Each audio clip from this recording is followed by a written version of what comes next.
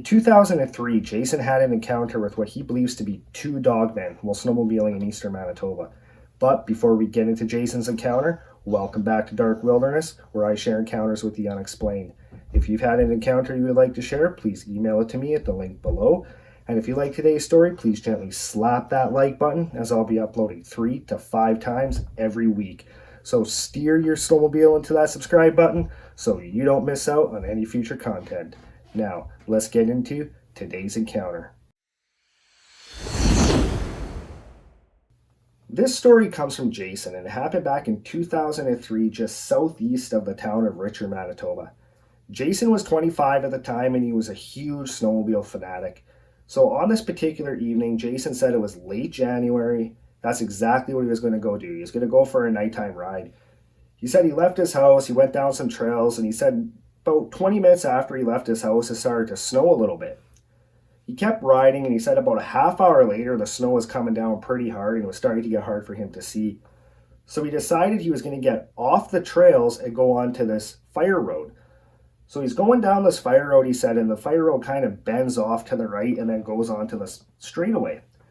So he said he came around that bend, got onto the straightaway, and he said he had only made it maybe about 100 yards down the straightaway when all of a sudden something came running out of the bush from the right across the road to the left.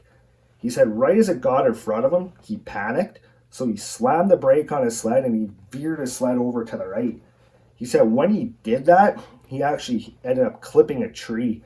His right ski went on one side of the trunk of the tree, and the front of his sled just slammed right into the center of the trunk.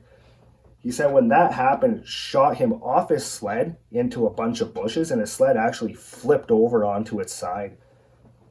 Jason said when he was lying on the ground, he was pretty sore, but he could tell that nothing was broken, so he pulled himself up, noticed that his sled was no longer running.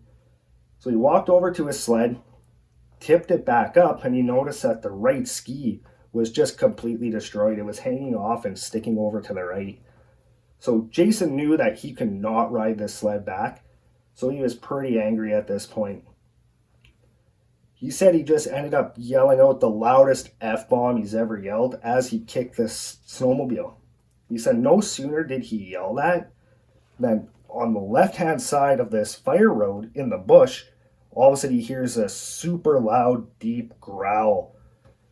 He said so he kind of snaps to it and he's looking towards the bushes as he's trying to pull a flashlight out of his pocket. So he said he got the flashlight out, turned it on and shone it into the bush, and he said he just sees this black silhouette just move from left to right from behind a bunch of trees.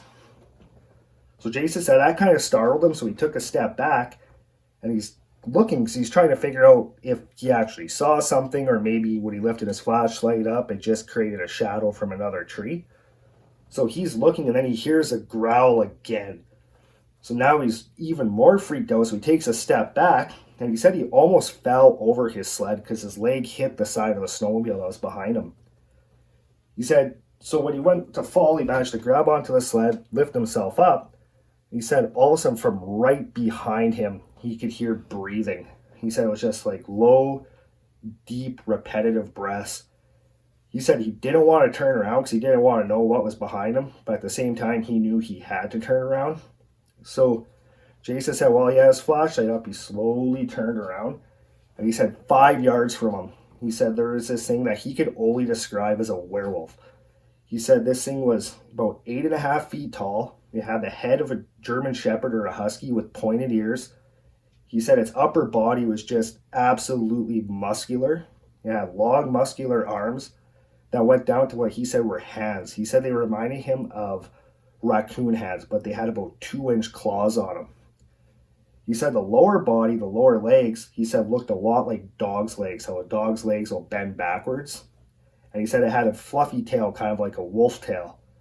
So he's looking at this thing, and he said he's just beyond horrified. Like he said that his heart was just beating a billion beats a second, and he's staring at this thing with the flashlight. So he said he takes a step back, and he's just still just staring at this creature in front of him. And then all of a sudden he remembers that when he heard the growl, it was on the woods to the left, not behind him, that would have been to the right now. So now he's thinking, are there two of these things? Because something growled from over there, and now I'm staring at this thing directly in front of me. He said he did not want to take his eyes off this creature in front of him because he didn't know what this thing was going to do. He said so he kept his flashlight on, and he said he kept stepping backwards. He said he walked backwards and he was about 30 yards away from this thing. This thing didn't move, it just kept staring at him. He said it had just had glowing amber eyes. So he said when he was about 30 yards away, all of a sudden now, which is to his right, he could hear growling in the bush to his right, which would have been originally the left-hand side of the road when he was coming down the road. So he said at this point, he just felt this absolute feeling of dread. He said he thought for sure he was going to die. He was going to get ripped apart by this creature in front of him and its buddy in the woods. So he said he's freaking out, but he just keeps walking backwards, staring at the one in front of him while keeping the corner of his eye on the woods to his right. He said he must have walked backwards about 200 yards and the road actually came to another turn. He said as soon as he got to that turn, he said he turned and he just started running down that road. He said he ran about 2.5 miles, and he said the whole time he could hear these creatures, one on the left and one on the right. He could hear them just slightly behind him, but paralleling him through the bush. He said when he finally got to the highway, he said he heard the longest, most drawn-out howl he has ever heard in his life coming from back down that fire road. So he said he ended up hitchhiking, catching a ride back to Richer. He said when he got back to town, he went home. He said he went inside his house. He said he just cracked a bottle of whiskey. He said he drank about half of a 2.6 of whiskey in about 45 seconds. And then he said a little while later, he just passed out. The next morning, his buddy showed up because his buddy wanted to go for a sled ride with him.